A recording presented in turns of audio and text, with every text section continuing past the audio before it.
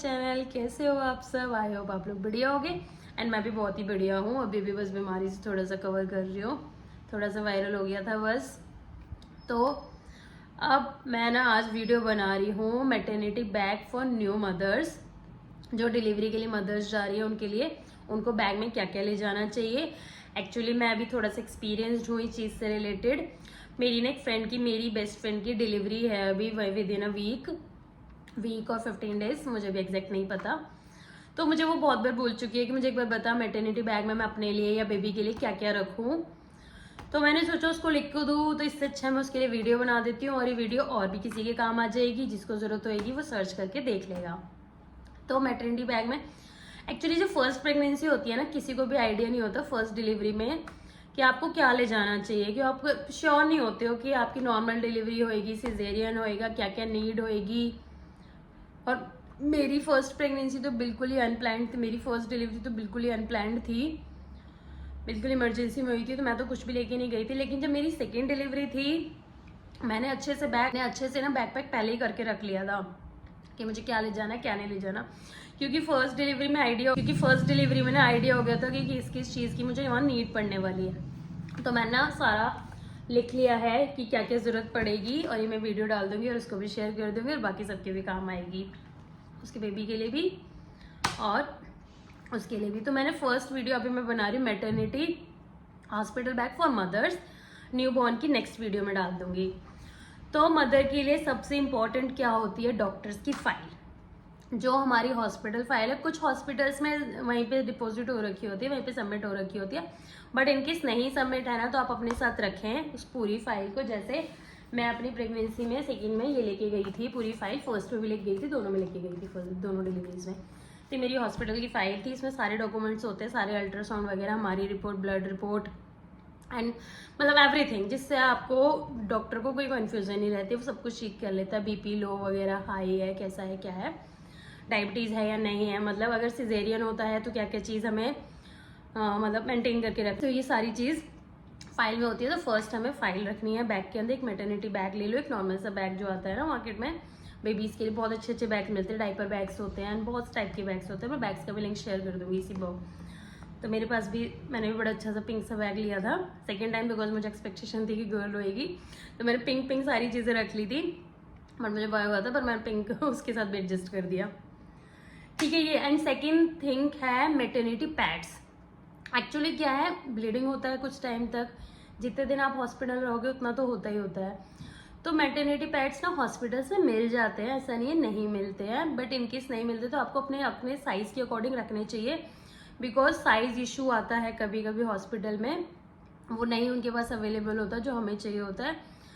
तो मतलब 1-2 दिन तो आप उनसे ले सकते हो, उसके बाद आप खुद से कोशिश करो, जब चेंज करते हो खुद ही अपना लेके जाओ, बहुत बेस्ट रहता है वो।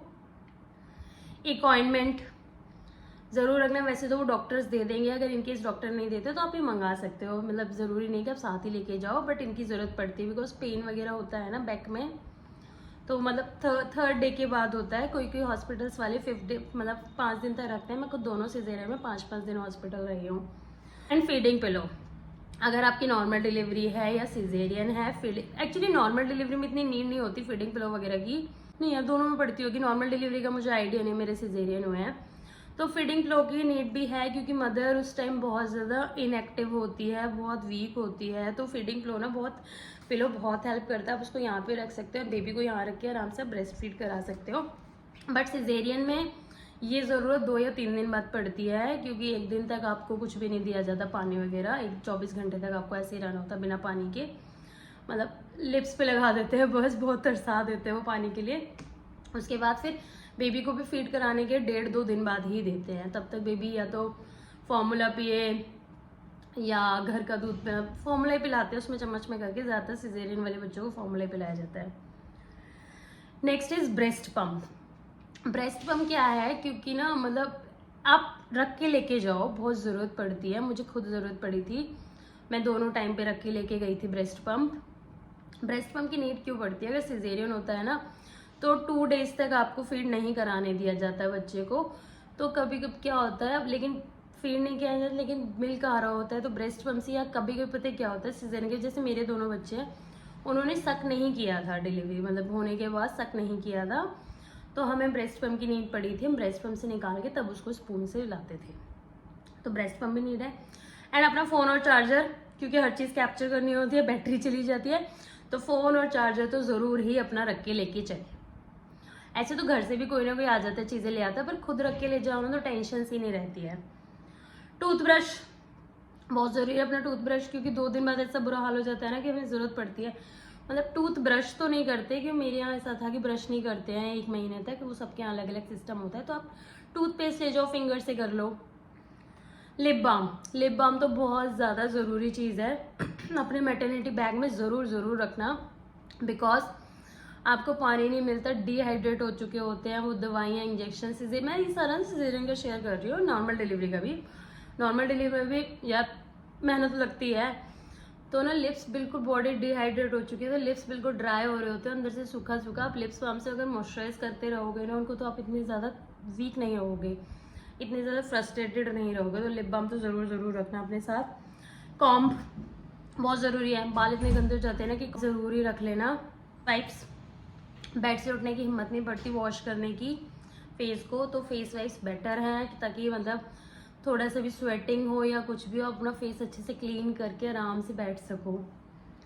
एंड अपने लिए क्लोथ रखना ज़रूर बिल्कुल भी मत भूलना, बिकॉज ना हॉस्पिटल में 1 दिन तक ही, जब तक हम बहुत ज़्यादा बेड पे होते हैं ना, मतलब 24 घंटे तक, उस टाइम तक ही हम उन क्लोथ में कंफर्टेबल रहते हैं हॉस्पिटल में। नहीं तो अपनी क्लोथिंग बेस्ट होती है, बहुत कंफर्टेबल, आराम से आप रह सकते हैं। मैंने दोनों टाइम अपने ही कपड़े पहने थे, एक दिन हॉस्पिटल के पहने, उसके बाद मैंने अपने ही कपड़े पहने थे, मुझे उनमें कंफर्टेबल नहीं रहता हॉस्पिटल कपड़ों में। एंड मोस्ट इम्पॉर्टेंट, ब्राज, थोड़ी सी बड़ी साइज़ की ब्रा लें, मैटरनिटी पैंटी वगैरह थोड़ा सा एक्स्ट्रा साइज़ लें, जितना आपका साइज़, मान लो अगर लार्ज है तो आप एक्स्ट्रा लार्ज लो, आपके बहुत काम आएगी। And socks and head covers, चाहे नॉर्मल डिलीवरी है, सिजेरियन है, सॉक्स बहुत ज़रूरी होती है और हेड को कवर करना बहुत ज़रूरी होता है, बिकॉज हॉस्पिटल्स में एसी चल रहे होते हैं और बिना एसी के हम रह भी नहीं पाते हैं। तो एसी चल रही हो, इसलिए हमें हेड कवर अच्छे से रहना होता है। मैंने मतलब मेरे दोनों बच्चों के टाइम में फुल एसी चला था, घर पे भी और हॉस्पिटल में भी, मैं हेड को कवर करके और सॉक्स पहन के रहती थी। एंड ये भी मतलब पूरा कवर करके आप रह सकते हो। स्लीपर, अपने स्लीपर ज़रूर रख के लेके जाएं, बिकॉज जब 1.5 दिन बाद हमें उठाया जाता है ना, जब हम फर्स्ट टाइम चलते हैं, उसके बाद फिर हमें बार बार चिलवाने के लिए बोला जाता है, तो अपनी बिल्कुल कंफर्टेबल स्लीपर ज़रूर रखें। ब्लैंकेट हमेशा अपना ही रख के लेके जाएं, बिकॉज बहुत लोग ना हॉस्पिटल के ब्लैंकेट नहीं कंफर्टेबल होते, मुझे भी नहीं होते, तो मैं अपना ब्लैंकेट रख के ले जाती हूँ। इवन मेरे बच्चे भी बीमार हो जाते हैं, मैं भी कभी बीमार हूँ, कोई बीमार हो, तो हम अपने ही ब्लैंकेट घर से लेके जाते हैं, हम हॉस्पिटल का ब्लैंकेट नहीं यूज़ करते हैं। And most important, breast pads इसलिए नीड है बिकॉज आपने बेबी को अपना ही फीड कराते हो ना, तो बहुत ज़्यादा कराते भी हो तो भी बहुत ज़्यादा आता है। मैंने ब्रेस्ट पैड्स बहुत यूज़ किए थे, तो ब्रेस्ट पैड्स बहुत ज़रूरी हैं, क्योंकि अगर ब्रेस्ट पैड नहीं लगाओगे ना, वो मिल्क की वजह से जो मिल्क निकल रहा होता है ना, उसकी वजह से आप बार बार गीले हो जाते हैं, तो बेबी को भी कोल्ड वगैरह होने का डर है एंड आपको भी कोल्ड कफ होने का बहुत डर होता है। तो मैंने लिस्ट में ना भी यही चीज़ें डाली हैं कि हॉस्पिटल बैग में क्या डालो। बाकी आप अपनी रिकॉर्ड करने के लिए कैमरा रख सकते हो, अपनी मेमोरीज के लिए, एंड बहुत सारी चीज़ें आप अपने मेमोरी के, मेकअप भी रख सकते हो अगर वहाँ शूट कराने वाले हो। मेकअप भी बहुत ज़रूरी है अगर आप वहाँ शूट कराने वाले हो। अपनी मैटरनिटी अच्छी सी कोई ड्रेस रख सकते हो वहाँ पे शूट कराने के लिए। तो मेरा मैटरनिटी बैग में यही सब है, मैंने आपके साथ शेयर कर दिया क्योंकि मैं यही सब लेके गई थी। एंड मैं एक्स्ट्रा के लेके गई थी, मैं एक्स्ट्रा क्या लेके गई थी, हाँ मैं बेबी के लिए ब्लैंकेट, वो तो बेबी के लिए था, तो बेबी वाला मैं आपके साथ शेयर कर दूंगी। तो ये वीडियो मैं यहीं पे एंड करती हूँ।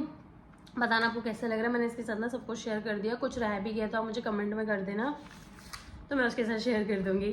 चलो, thanks for watching, bye, please subscribe, share.